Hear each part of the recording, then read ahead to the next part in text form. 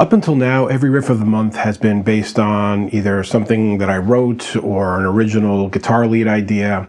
And for a little while, I want to take apart some riffs that are iconic from iconic players and really spend some time getting into the nuances of each riff and get it as correctly as possible. I'm even going to go so far as to program in a matching sound into the axe effects, which I'll put up on the axe change for those who use it. Obviously, with all these, you can't get them spot on, but I'm going to get as close as I can and try to make the sound match the riff.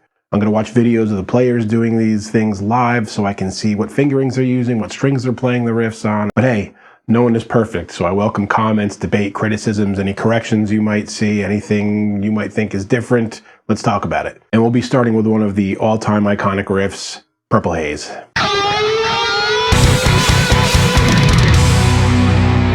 So other than the two measures of the intro here, this riff is in the key of E minor, and the first two measures are really simple. It's just an octave B flat. Before the band comes in, he's playing that, they're quarter notes. Now the first measure, when the band comes in, a lot of times when you see people play it, they just go... There's a little bit of a nuance that's missed there. At the very beginning of it, of course, from the B flat, he does that quick slide into the B note, 9th fret of the D string. And it's this note here, the G on the B string, on the 8th fret, that is the nuance that doesn't often get looked at, and that is that it gets bent up ever so slightly. That slow kind of bend that I accentuated there, but he does that bend there, and it adds to that slinkiness, which is a very big part of the feel of this song and his playing in general. Now on the next measure, he's sliding out of here and then sliding up to the G note on the 5th fret. Now I've often played this one wrong. I always used to do and hammer onto that note there. And when I watched the video of him, which I'll roll here while I'm talking, I discovered that he's always playing it as a slide from this D to the E. So that's our next measure. Now he comes back and repeats the last two measures with slightly different inflection. The first measure itself, the slide into the B is just from a little further away. Instead of the half step, it's a whole step. And then this next measure here, that slide into the G is a very staccato note. Just stops. That slight little nuance of playing it staccato the second time is where it changes up. So the beginning of the next measure here, when I listen to the recording, he has the quick slide and then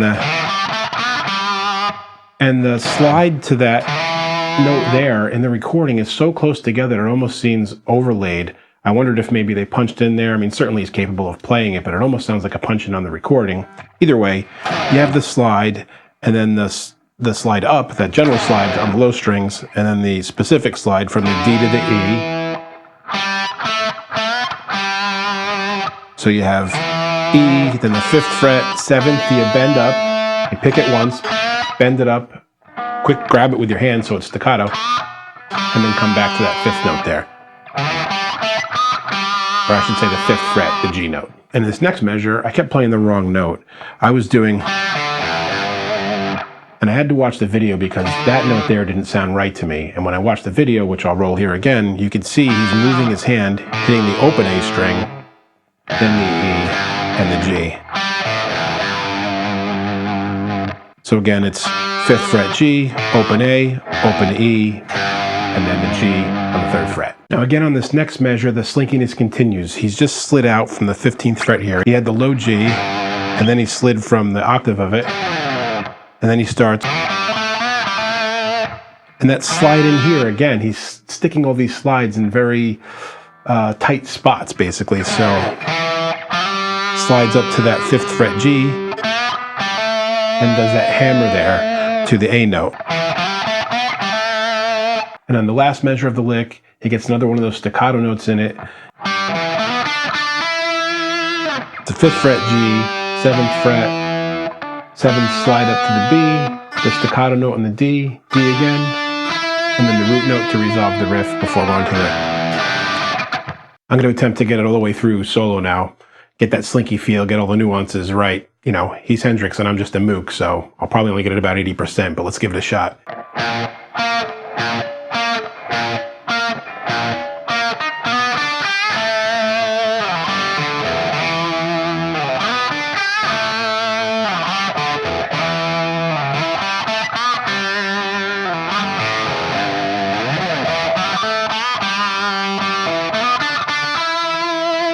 So I think that's pretty close, and we dug into even the little minutia of it.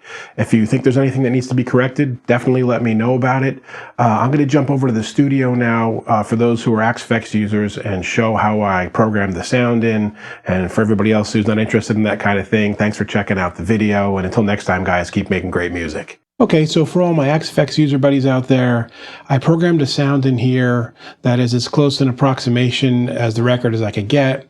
One of the problems is that the recording, of course, it being at the time that it's from, is very lo-fi. So when I looked up the equipment that Jimmy was using, the Plexi, the Marshall amp, and the 4x12 cabinets and all that, what I'm getting is an emulation of the sound he would have had in the room on stage with him, not what got translated into the recording, which is much more lo-fi. So the first thing I had to do was pick some cabinets that robbed a little bit of the fidelity of the sound and get closer to that lo-fi sound. So I'm going to pull that up here, and you've got two cabinets you can see, and I'm just going to play each one of them by itself. And if I switch to the other cabinet, when I mix them together, the blend of the two at least gets a little closer to the record. It's a little bit more lo-fi sounding, not as completely as the record, but at least we're in that direction.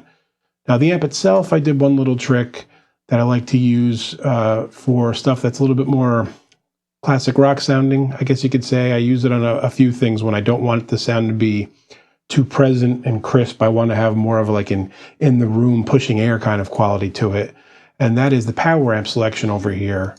The location, I move it from the default of the pre over to post, and that makes a difference to the sound that I like quite a bit. Now for the drive pedal, we went for the basic fuzz face pedal. That got exactly the sound we needed. And then the pitch, I used this particular pitch octave divider. There are a couple of different choices here. This may not be a one-to-one with what the equipment was supposed to be that he was using, but when I was messing around with the different ones, this seemed to have the sound that was the closest approximation and just felt right to me. And finally, for the reverb, I went with an old school spring reverb to really make it sound like it was back in the 70s. So as I said, I'll post that up on the Axe Exchange for people to use. I'm sure there's a couple good Hendrix type of sounds on there already. I didn't go looking for one yet, but I'll add it to the mix and you guys can use it and have fun with it. And if you have any questions or comments, anything you think I could have done better, just let me know in the comments below. I get back to everybody as soon as I can. And as I said a little bit before, keep making great music. Hey friends, don't forget to subscribe and turn on notifications. It makes the whole world better.